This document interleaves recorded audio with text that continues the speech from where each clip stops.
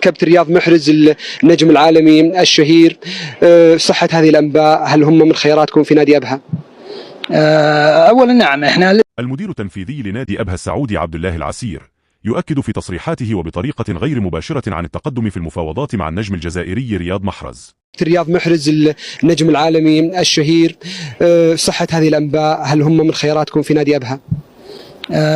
أولا نعم، احنا لسه الفترة ما زالت مستمرة، باقي ينقصنا اللاعب إن شاء الله يكتمل إن شاء الله قائمة الفريق إن شاء الله قبل نهاية فترة التسجيل بمشيئة الله.